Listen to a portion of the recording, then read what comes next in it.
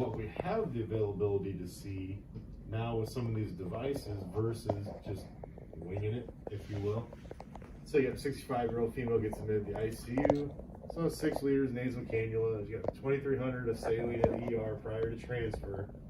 As she rolls in the door, this is what she looks like. So getting that much fluid down in the ER, we're assuming she's what? She's going to the ICU, probably septic. What about those numbers up on the screen correlate to sepsis, and what sepsis, physiologically looks like inside the patient? And you go from top to bottom. Is that pretty normal, you think? Obviously the vitals themselves. Yeah. Right, and how many times, Claudia, have you seen that the patient comes in, oh yeah, they're all right, their maps a little low, the blood pressure's okay, 30 minutes later they're going down. Yeah. Because they were probably fluid responsive. They gave them the fluid, but sometimes 30 mils per kilo is not enough.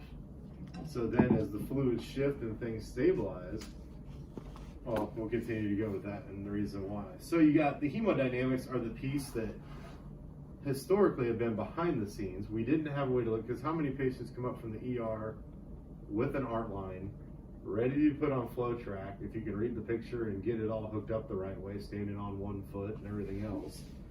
We don't see that, right? But that's what's going on, because we know in septic shock or severe septic shock, vasodilation is the biggest thing, right? You've got cytotoxic, everything's going around, vasodilation systemically, which their SVR correlates to this right there because it's 500. Like, what's our normal SVR? 8 to 1,000, 8 to 1,200. Yep. And I wrote a cheater up on the board yesterday. I was going to erase it, but I didn't get a chance to get down here before you guys. So the normals are on the whiteboard up on the right-hand side if you need to reference that. They're also in here.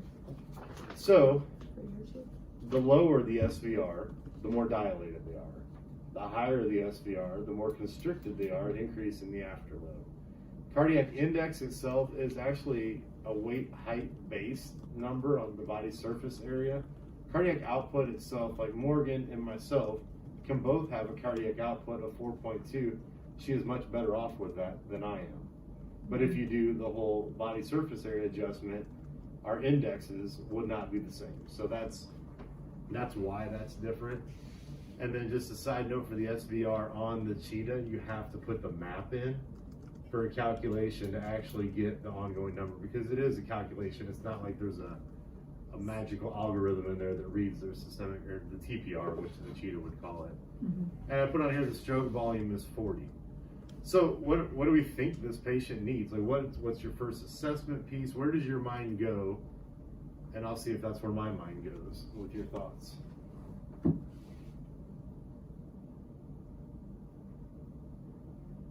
Well, I'm thinking, I don't know how tall or how heavy the patient is, but the map is 55. We like it at least 65. Right. So, the heart rate is still 125. I realize that could be the temperature, but it could be low fluid too.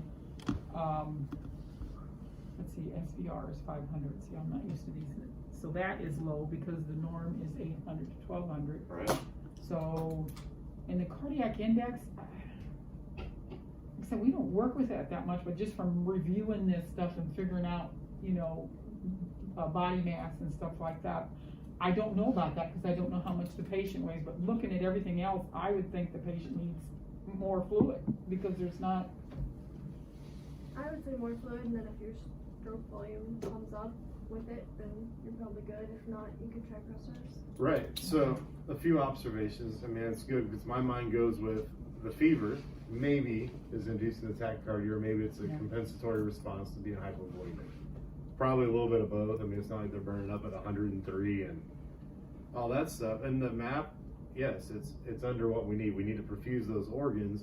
And then I would say we need to do a fluid challenge of the 250 or 500, depending, because you're not, honestly, you're gonna hurt this lady with a little fluid, or do the passive leg raise. That way you can see that, you're fluid responsive. Now, the more time goes on, by the time it takes you to get the cheetah, get it on, get it analyzed, I'm pretty sure this lady's gonna decompensate on you a little bit, just because she's already received the fluid. Now she's kind of coming down on the curve. Your cardiac index, always remember that that's the adjusted number, and like essentially you can say 2.5, really 2 to 4 is kind of your number. That's your safe range.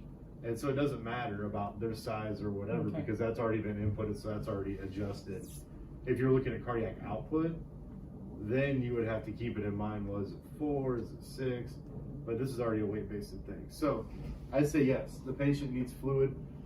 What else would you want to look at, right? Or what laboratory stuff would you want to look at? Where does your mind go with that? What are the other pieces of the puzzle that you would want to? Urine output, Okay, very good. DMP. What else? And I didn't give you any history on this lady. So what are some labs you want to draw if with hypovolemia? Well, the H&H. The What is H&H. she? What are a couple other things you could have that would tell you how receptive she would be to like either pressors or not necessarily fluid, because we know stroke volume management is going to kind of predict the fluid.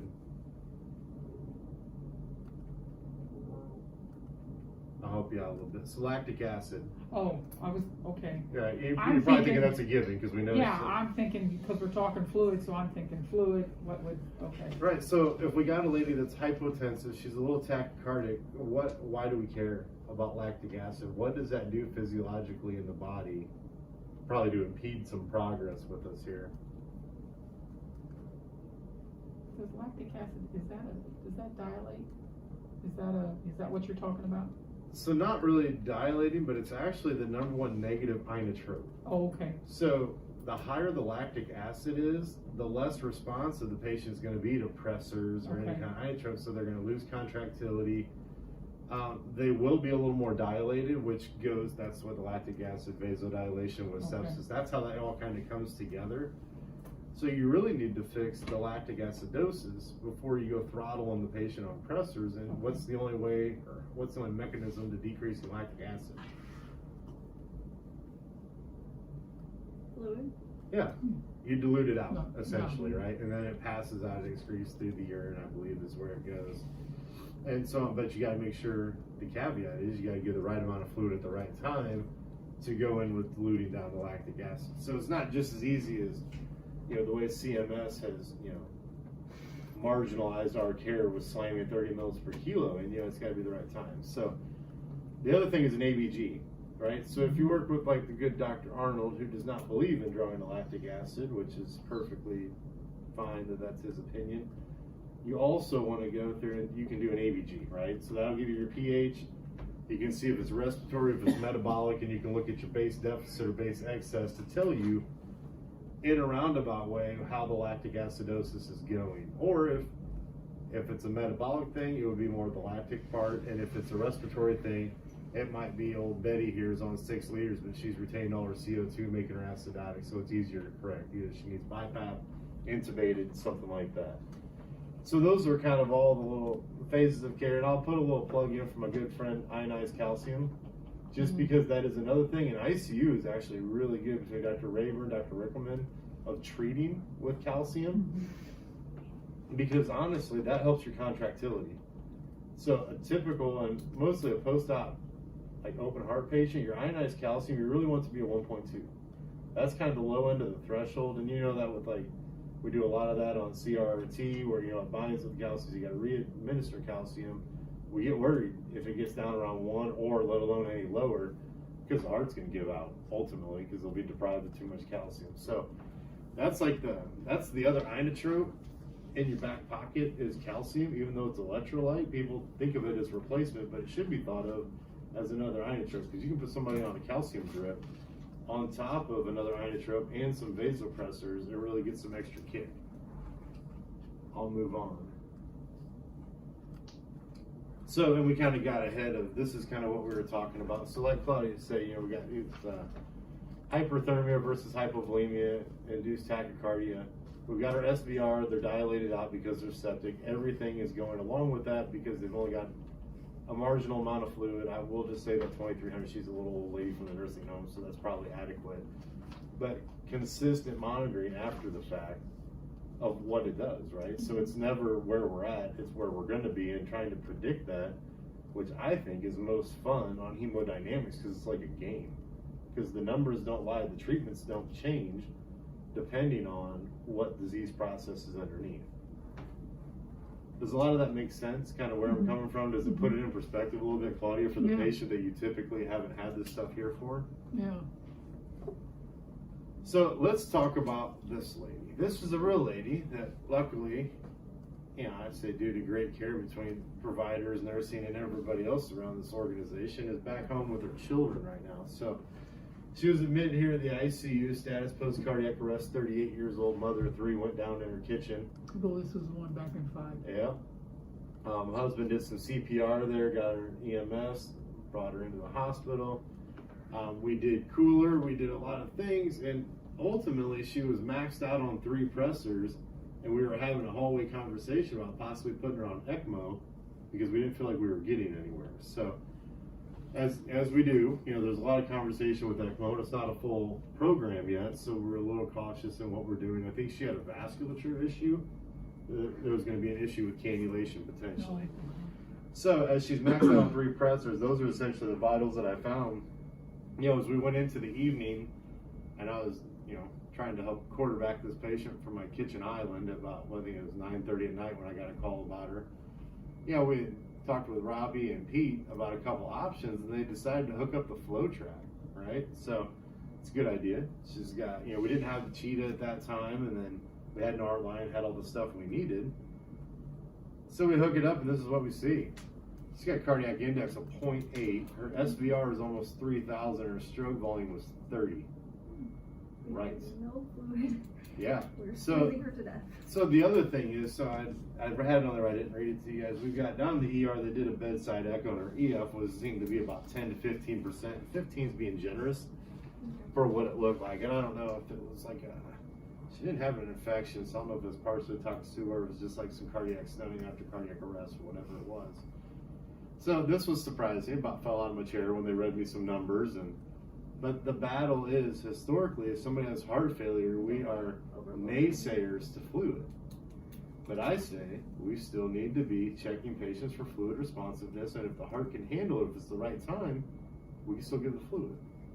I think it was Dr. Samana that was actually on that week. So after they had this up and they reported out the numbers, they gave a 500 ml fluid bolus to see how she did. She did wonderfully.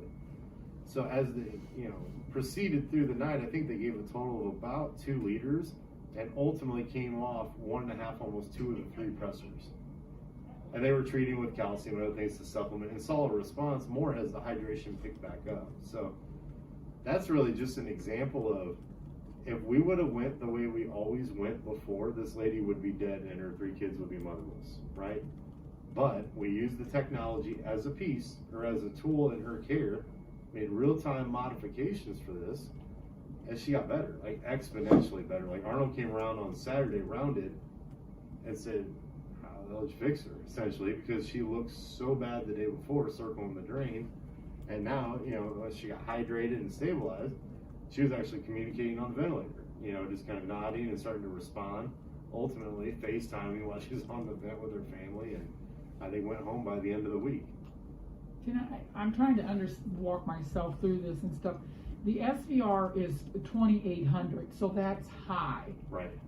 So the systemic vascular is high because she's fluid depleted? No. So yes and no. So this is that false sense of security that we get with putting on multiple pressors, right? So if you're taking the tank and the tank is half full at best, you're going to squeeze everything down to where the tank is at. Okay. Now what has happened here, as your SVR goes up and you squeeze down the vasculature, right, your cardiac index and cardiac output are going to go down because it can't force through there because you're essentially forcing it through a hole like this. Okay. Coincidentally, if you look at stroke volume management and fluid resuscitation, you take a space like this, you don't have to squeeze it down, you fill the space back up so you're not impeding flow. So that's why your index and your cardiac output are optimized at that point. Okay. So otherwise, you know, and the damage that could have happened with this lady, she could have had end organ dysfunction, she could have been on dialysis, dead, worst case scenario. I mean, I worked with her that night. Right. I thought I was going to find out. I was going to call the next morning, but I didn't want to hear she had died. Yeah. I was so upset because it was the beginning of that COVID. Her husband couldn't come in, and Yep. I thought, this is bullshit. You know, Right. your wife is laying, critical, and Yeah. I was upset. So So yeah. I remember actually because my wife was, I don't know if she knows her, because everybody knows everybody around here. You guys know you live here. So there was a prayer chain going on. So she was like listening to that. And I was sitting there, I'm like, shit. Like you look at this, I'm like, she's not going to make it 2 hours. And just by communicating, getting the tools there, she started to turn the corner. Now one could argue it's the prayer, one could talk if that's hemodynamic management. Probably a little bit of both to help this lady out. So prayer probably helped us think through the process. yeah, probably helped us just as much as it did her. So, I mean, those are the numbers, right? So we have to think about that because I would say, as a rule, they're always, Levophed gets a bad name, norepinephrine, because, the Levophed, leave them dead. If you get to that point, I don't think it's the drug necessarily. I think it's how we use it in management of patients. That being said, I think we have more septic patients that look like that than we do that look with like a 2.5 and an SVR of like 1,000 or 1,200. Those are the patients that we normalize with fluid, maybe by chance, by whatever meaning, and they get off the pressors pretty quick and they're out of the ICU. The reason that we bring it in, that we want to use all these tools here, is not because toys are cool, though they are. It's having the tools there to actually manage these patients. Because, with studies, and I'm not going to go into them, we'll leave that for Dr. Rickelman. But what this does, if we manage the right way on hemodynamics and fluid resuscitation, it decreases either the vent days or even having to be ventilated. It decreases length of stay in the ICU, and it decreases mortality long term. So my hope is, God willing, that the ER can wrap their head around stroke volume management for fluid resuscitation. Our sepsis mortality should drop, because right now we're well above the national average. Right. And so just like you guys, myself and my family live here, and I'd like us to be the best that we can be. So this is one of those things that we need to look at. So I'll write down some just general things. I just want to see where your brains go. You can't answer everything. I know. But you know that, so that's okay.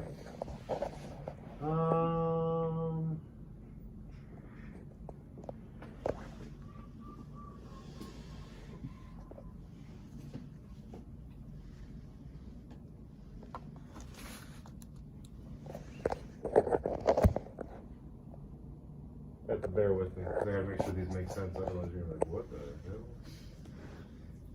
And this is, I didn't write all these out to have them Like already. ACLS when you make up a Right, you're just making up your own mega code with like 5 minutes to this. Oh, yeah, they did this. No, they didn't do that. So, and this can be any patient, right? So really, unless it's like a neurogenic shock, and that's like its own thing that we're not going to get into, because I'm honestly not a huge fan of neuro. This can be your surgical patient. This can be a septic patient. These are your numbers. So you go in. Betty is in room 10. You take over. This is some of what you have right now. What are your initial thoughts? What do you? Where does your eye go first? What's, for you, Claudia, what is the most important thing that draws your eye on here? Well, If you can prioritize. yeah, well, truthfully, the first thing I look at is the heart rate. Okay. I just looked at that. Well, she's kind of tacky. I don't know the whole picture, so why is she tacky? Right. The blood pressure to me is, and you said she's a surgical? Did you say that? Yeah, let's say she's surgical. Oh, I'm sorry. I thought you gave us a. No, I didn't give a background for this one because okay. kind of the numbers are the numbers. So Blood we'll just kind of pressure's talk. low. From what I've been reviewing with all my papers and stuff, the SVR is low, and the stroke volume is low. So, but the CVP, that's 8. So let's stick with the surgical patient because then Okay. I mean, either way. So what I look at here, I always go to, obviously, this is the easy one, right? Because Right. we're tracking it, we're trending it, but we know these don't matter as much because we had those numbers that were marginally okay, but then we had that. Right. So it's all Okay. about flow, like Okay. they said. So if you don't have cardiac producing flow, it doesn't matter what your blood pressure is because that's temporary. It's going to give out if you don't fix the underlying, Okay. physiological stuff. I always go to index. Like that's your actual number. That's a weight based, height based. You have that. That's the flow that's coming out is 1.7, and we know from over here it's suboptimal at this point. So we have to fix it. Your SVR is a little low, like 800 to 1200. Again, that's a calculation. Kind of shoot for 1,000, like as a ballpark number. Anything lower than that, you're a little looser on the vasculature, and much higher than that, it goes exponentially up, especially as you get to some of those points where they're really constricted down. So with this, she's a little dilated, a little less flow. Stroke volume of 45, I don't care. Because, 60 to 100 is normal, but we don't care about that. It's all about the change if you're intervening with a patient.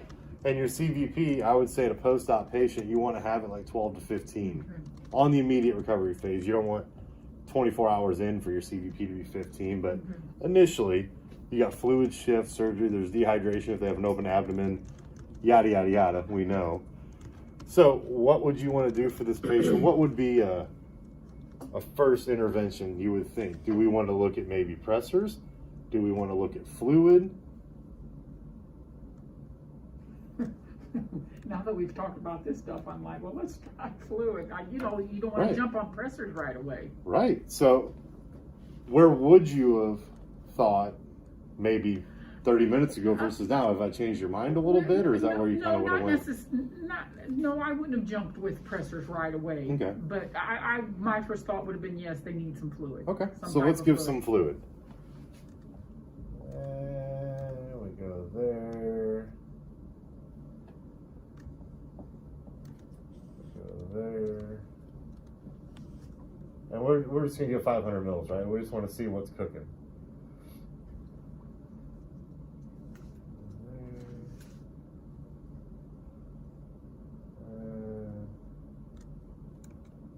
All right, pardon my writing. I know it's horrible. So we gave a 500 mil bolus. Heart rate changed a little bit, went down a little bit. It's insignificant, right? It's 2 beats a minute. It happens. Like maybe they're dozing off a little bit. Blood pressure went up a little bit, but nothing crazy. Your cardiac index did come up by 0.2, but you're still below where you want to be. And remember, this is low end threshold. It's really not great. And we'll assume this is a fairly healthy person that had some surgery, so it's not your 90-year-old lady with an EF of 10, all that stuff. Your SVR came up a little bit. Why? Why would that have come up a little bit? So if you've got your systemic vascular resistance, you put in some fluid, why does that go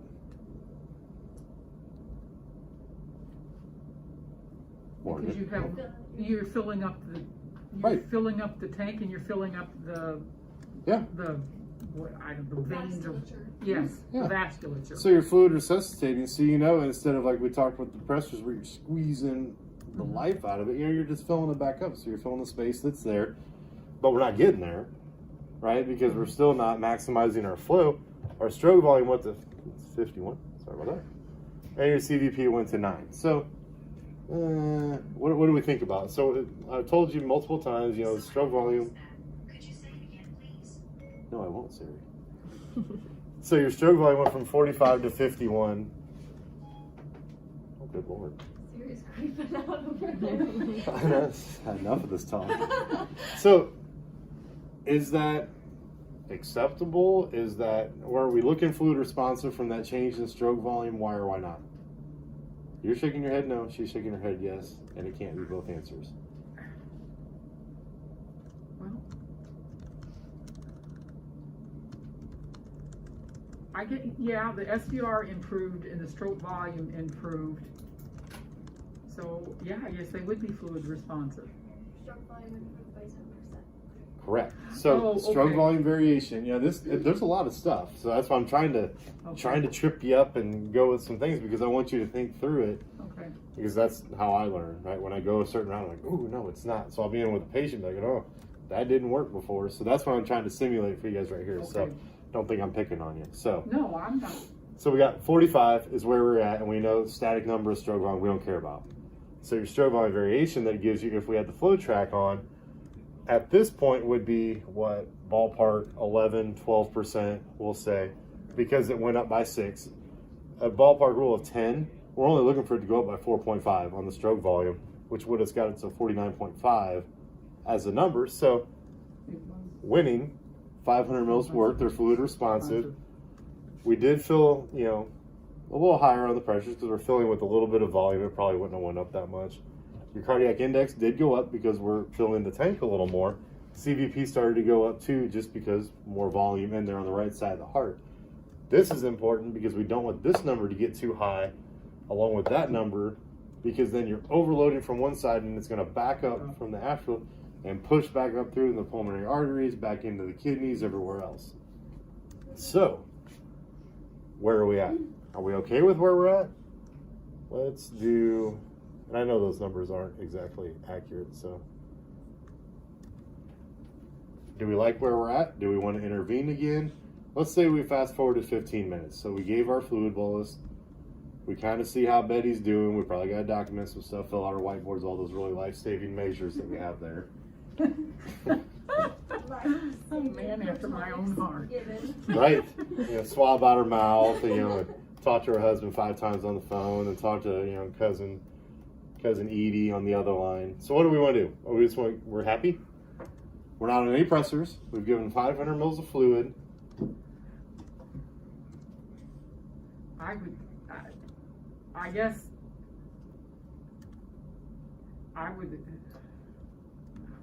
I feel like I'm getting stupid here. No. But maybe a little bit more fluid, because you're still, Absolutely. the SVR is still hanging around 800, and like say your cardiac index.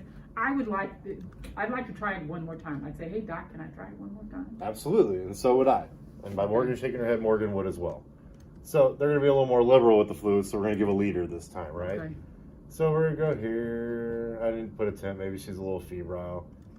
And we go this way.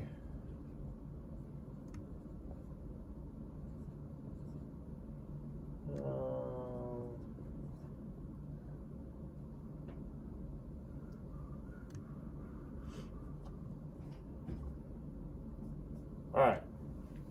So what do we think? Are we happy? A lot happier. I guess that's what I'd say. I'm happier. I'm at least over past the 2 on the cardiac index. Right. 950. I'm getting, like you said, 1,000. You kind of like for the. Right. I'm a lot closer to that. So yes, and your CVP hasn't gone through the roof. So. Right. So life is good right now, right? So we've got our map. We know we're perfusing our organs. We have good flow. We don't have a ton of resistance, which goes back to we have decent flow for, old lady here. And then we're not filling up too much on the front side where we're going to back up into the kidneys. So life is good right now, but don't get comfortable with that. That's why we trend out with these devices, the non-invasive or flow track, whatever we have. We're going to fast forward 2 hours into our shift, and here we go. Because we got comfortable, we went and got a sandwich, and we're probably doing some net learning modules and everything we need to do there to keep our educator happy. She's real battle axe. Oh, jeez, I know. And Morgan knows they're always fine until they're not.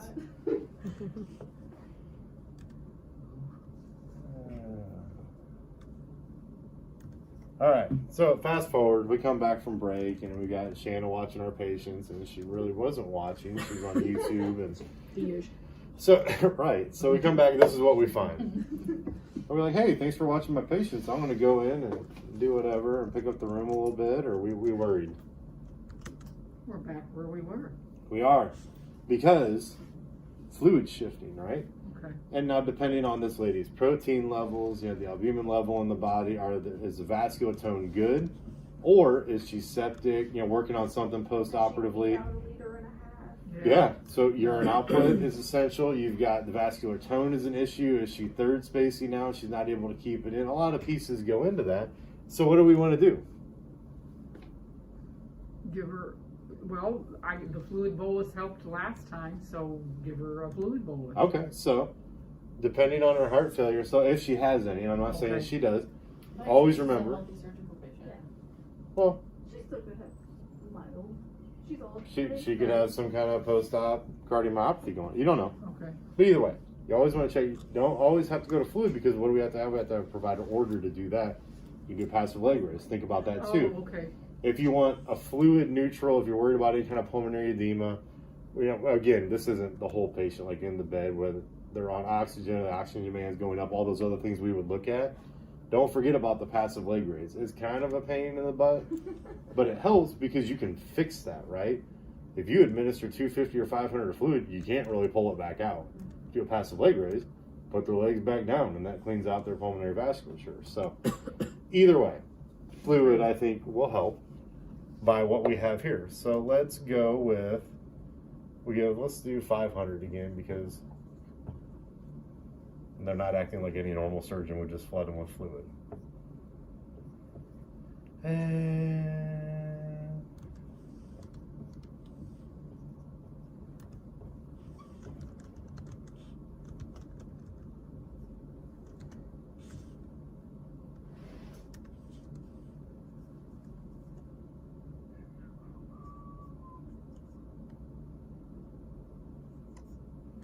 so, and obviously I just ran out of room there. So your heart rate's at 110, your blood pressure is 97/65, cardiac index is 2, your SVR is 700, your stroke volume is 48, and your CVP is 9.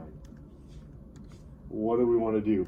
If anything, did we anticipate that would be that, or is that an expected or unexpected outcome? And this is after that 500 bolus? Yeah, it was that after you the just 500 gave, ml that's what my bolus that we numbers came are? back because Shannon wasn't watching our patient well. I guess they're a little bit better, but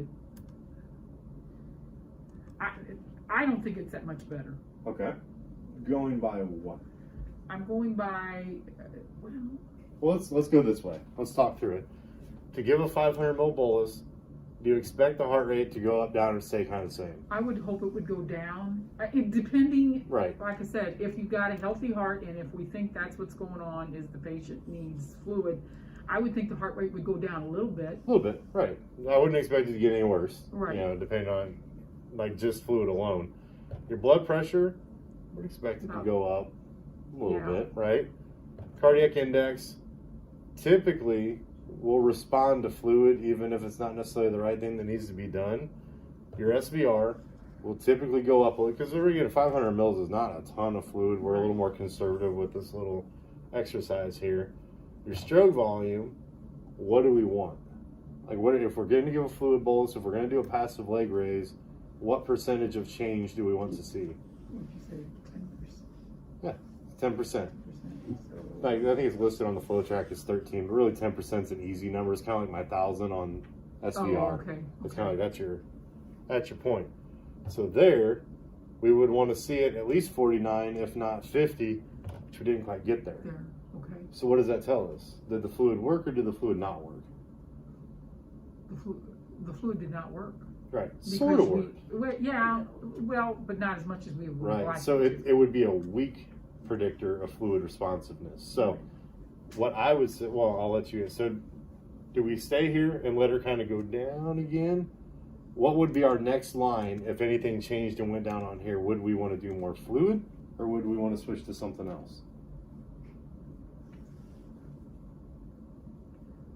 She responded to the fluid a little bit, Okay. but not a lot. All right. So maybe we do another 500 ml Yeah. bolus then, because you're kind of on the bubble. Yeah. You don't know either way. So let's do one more. So we're going to do another 500 mils there. And of course, this seems like a really drawn out exercise, but this is our patient, right? So we're here for 12 hours. We're going through things change. That's why we're going to keep on with this little lady here.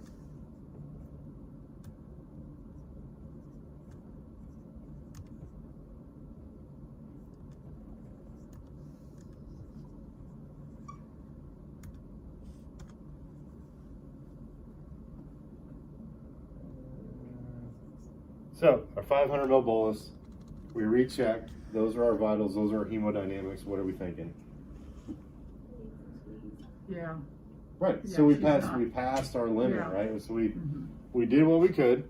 And another thing, just to appreciate, look how easy we got up to 2,500 mils of fluid on this little lady.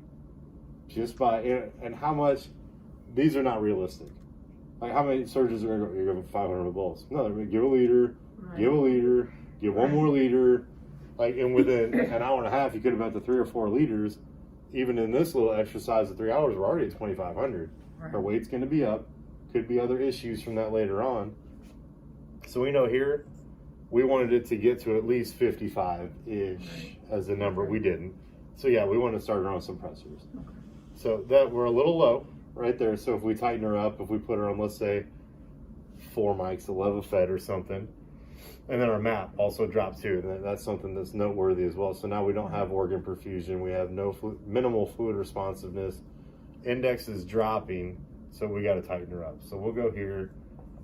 If we're on 4 mics of Levofed, we know we're not going to get tachycardic from that because there's a little more contractility. It really doesn't increase the heart rate like a dopamine would. And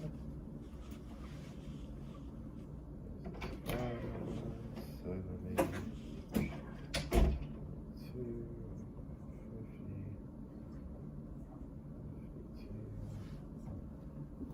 So that's where we go. What do? We have to go back on break. Probably call somebody else besides Shannon to watch our patient. It's your best bet. So we're okay. Yeah, I mean, I don't overthink it too much, but Yeah. how long? Well, I mean, they got better. Yeah, so then we're going to assess how frequently on our blood pressure and hemodynamics. What's the... Every 15. Right, I mean, every if they're- 15. Yeah, if they're on Levofed, it's going to be every 15. Right, why? Because you're constantly wanting to assess, okay, is it working, is it not? Okay, very good. So we're going to fast forward.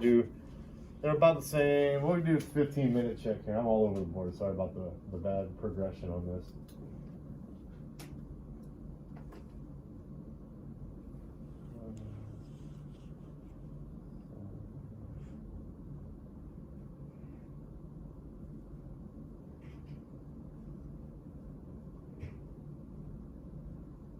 Most things stay the same. So these are our vitals after 15 minutes.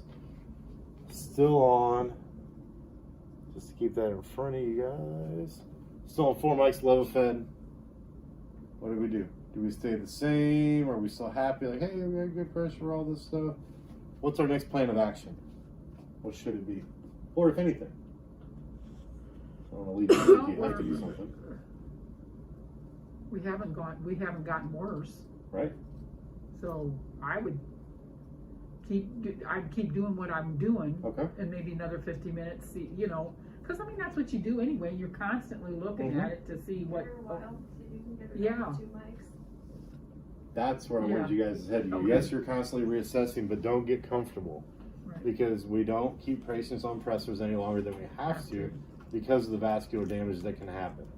Because even though we got some good flow, we got some good tone going, don't forget about the peripheral vasculature that's now squeezing down because the volume is so little that goes in there. That's when you start to see the dusky fingers and all that stuff. Now, this lady's post-op, we're not that far into it, but the typical ICU way of thinking, myself for 15 years, like, hey, sound the alarm, we got a good pressure, we'll put them on autopilot, and let's do some labs in the morning, wait for our x-ray and whatever. That's not the way we should be thinking. I would almost argue we need to go down to 3 mics of Levofed right now, not to induce a roller coaster ride of patient care, but to constantly be... Titration has been typically one of those things we think of titrating as going up, right?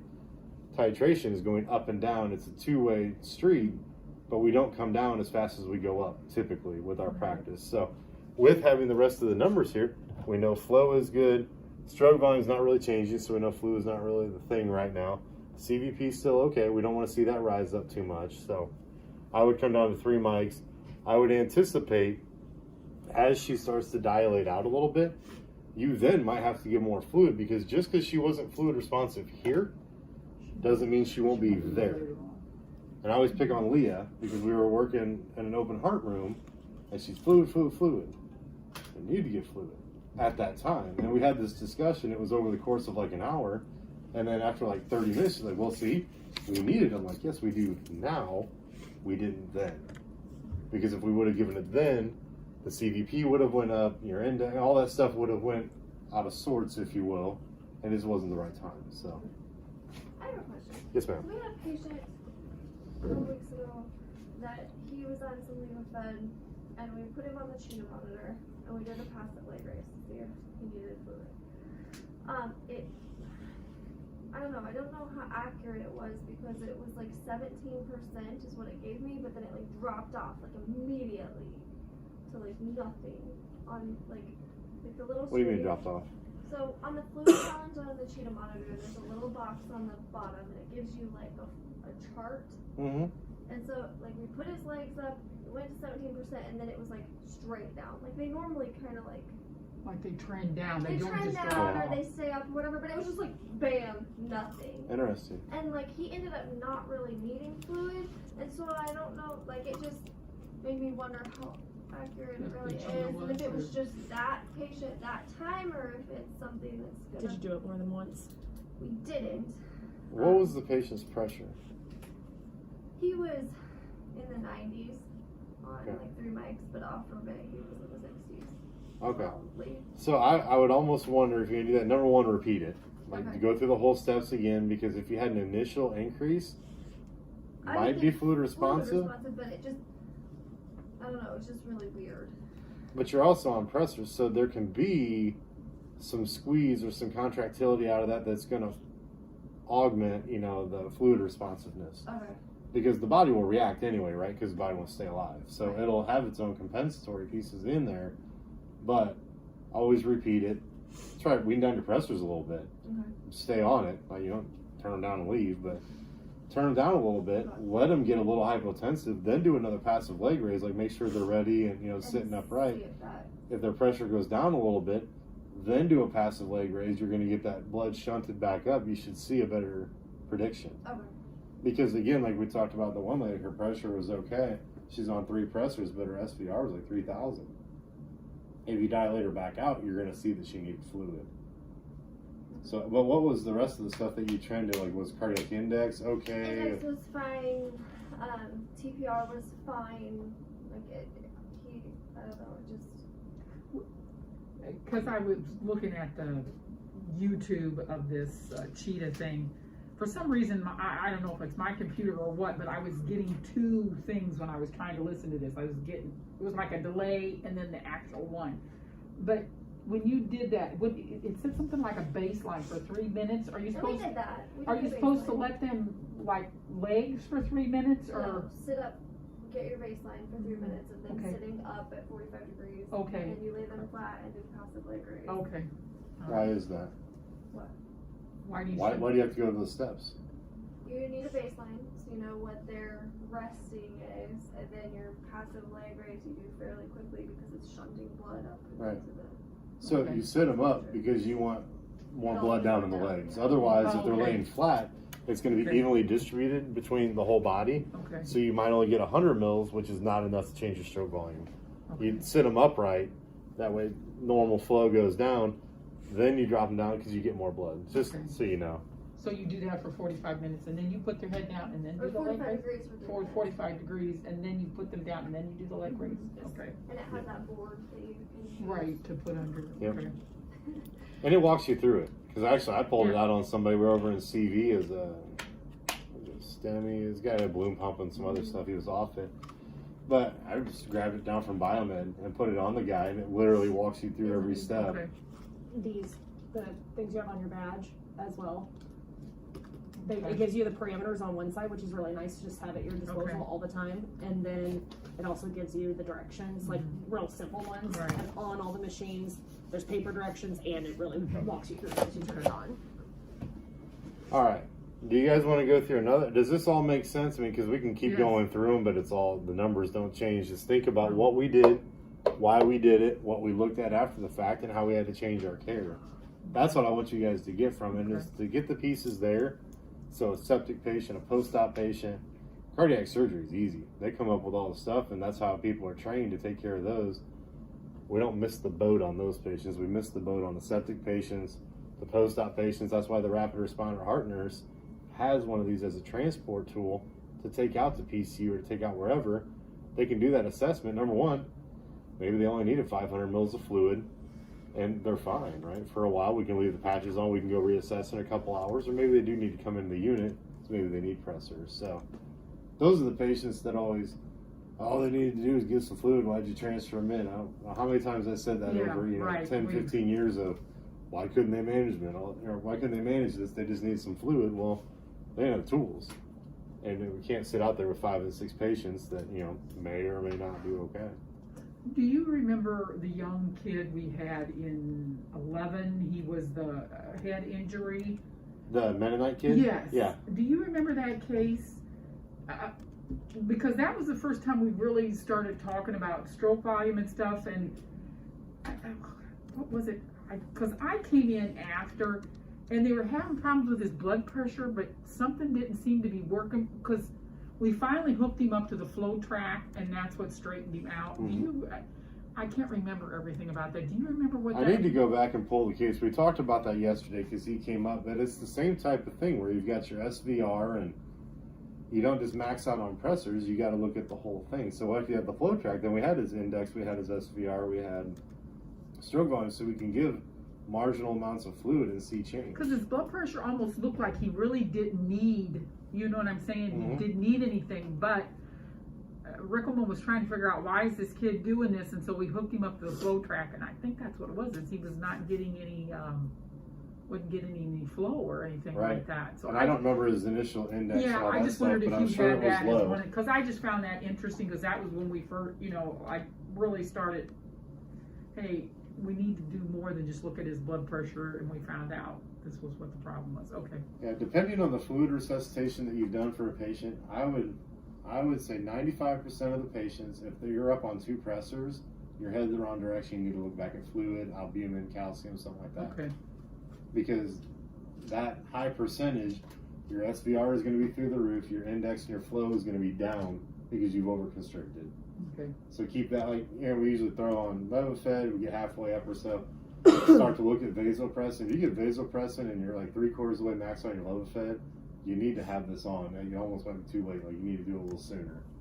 I would say 5 mics of Levofed. Now, granted, I don't want to throw these patches on everybody because they're $100 some a pop, but if it takes care of them more timely, who cares about that? Because it's better for the patient and they'll actually get back home or at least out of the ICU quicker. Well, it was the right better way. for him. I mean, it really. How do we charge those? Scan them. Okay. There should be a spot. I'll double check CV. I haven't looked for the bin, but the same thing as everything. It's scanned out and Okay. right They're on the on the patient. card, so that just, I'm just trying Okay, because they're on the shelf here tag. to. Okay. I'll make sure they are over in CV. And you will get pushback from some providers because not all are as fluent in this as others. So keep it in mind. You have to be able to speak. You have to understand what's going on so you can speak to it. You can talk about the index and the flow and, you know, the SVR and the, you know, the afterload increasing. If you can talk to those things, it'd be very hard pressed to not have somebody buy in. Well, it would kind of, because I just seen, you know, sometimes you get these patients that are on Levofed, and you get them down to 5 mics, and you're like, you know, hey, everything's going well. We should be able to take it off, but you go down, and then they drop to, like, say, 60. But they're still doing okay, and it's like, what is going on? Yeah. You know, something like that. It's like, maybe they don't, this is not maybe what they need. Maybe they need something else. It just seems like lately. Yeah, Like I said, maybe this will. well, it will, because we had even, like, over in a CV, we had some of his post-op day 2 or 3 down in room 2 on some Levofed. Yeah, they couldn't quite get it off. You know, it's one of the 2 mics or 4 mics. You're kind of there, and yeah, it just wasn't, the provider didn't pay attention to it or whatever. It didn't get significance. So even talking to Amy Bates on it, would you put the sheet on him? You can see what all the numbers are and say, oh, I didn't think about it. It's a learning curve, right? It's new, Right. so people aren't like, yes, let's do that. Honestly, we did that and we were able to titrate it off. I think it gave a little They albumin. started mid-adrenaline and they gave albumin. That's right. So it's always something. It's not always pressors. So there you go. Otherwise, potentially, you would have went through and probably a day or 2 more and been jacking around. But we got able to get them transferred out. Well, in a real other hospital, it would have transferred them out. But there we keep them until they go home. So it's. But it's all about patient movement, right? The more they progress through the right way with the right care, they'll get back home and they'll be better than the way we got them. I won't keep beating this, but if you guys have questions in real time, then expect me. And that's why we're doing all these sessions. I'm doing like 4 or 5 of these this week. Because when we go through rounds and you're on press, I'm going to be asking. If you've got it on the patient, what your numbers are, what you're planning on doing. I want to get to the point where we actually have it written on the board of the door.